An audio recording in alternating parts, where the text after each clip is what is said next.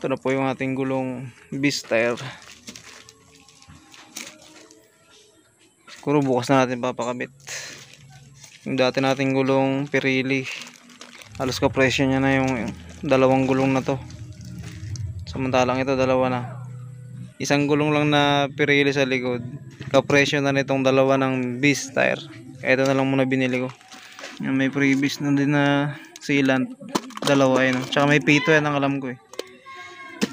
So itong dalawa 4,284. Yan, dito po kasi ako sa Aurora, Baler. Hindi pa Kulaw pala.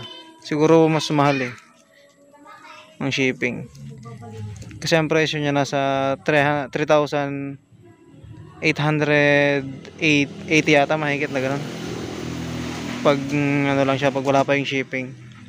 Tanggalin natin tong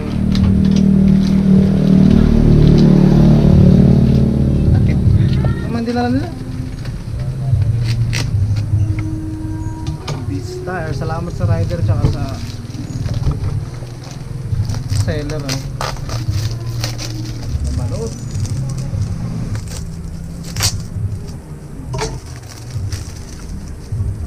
Alright.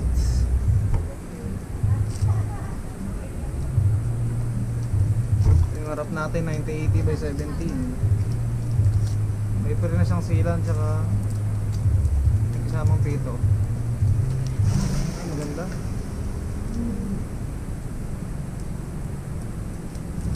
Tingnan natin kung tatagal. Ito yung likod.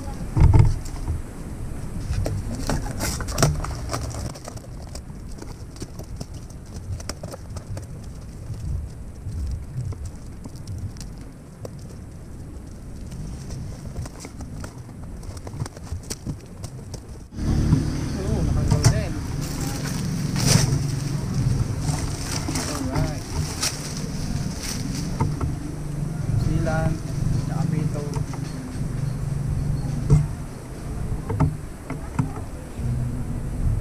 So itong likod 130 70 17. Lapad ano?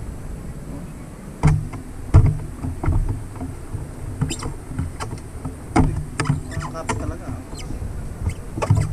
And so papakabit natin to bukas. Ngayon September 30. So bukas natin papakabit October 1. Tapos pag naikabit natin to, ibigyan natin ng review pagpunta tayo ng kasiguran kung makapit mo talaga siya. Ganda.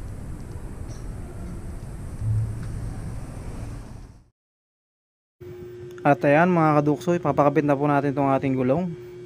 Dito po tayo sa motor shop. Yan, binabaklas na nga pala ni kuya yung harap na gulong.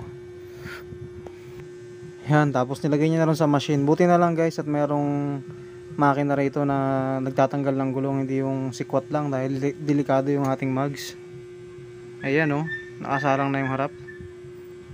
Sulit din naman dito sa pinagpakabitan ko dahil nireleasean din nila yung mags dahil sa sealant. Yan, so ito nga palang shop na to is sa may Baler tapos Kasiguran Road sa Dipakulaw, Aurora. Yan, baklas na nga rin pala ni kuya yung likod na gulong. Tapos yan, kinakabit niya na sa machine. Tapos dito naman ay kinakabit niya na ulit sa ating motor. Ito na po yung ating beast tire. Beast tire Plush. So 130 by 70 17 po yung ginawa natin. Asia mags po yung ano ko, mags ko. Ayan po siya. Goods na goods din naman po. Kaya lang parang nalilitan ako. Kasi hindi siya masyadong umano eh. Kasi malapad yung ating mags.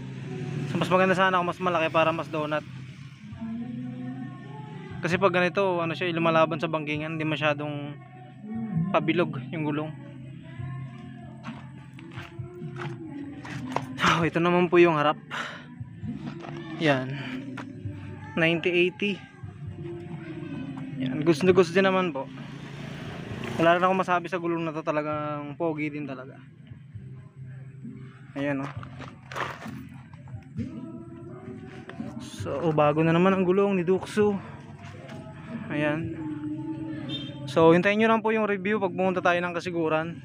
Bibigyan ko po ito ng review. So sunod po natin mga videos. Ayan siya. Ayan, so yun lamang po. At bye bye.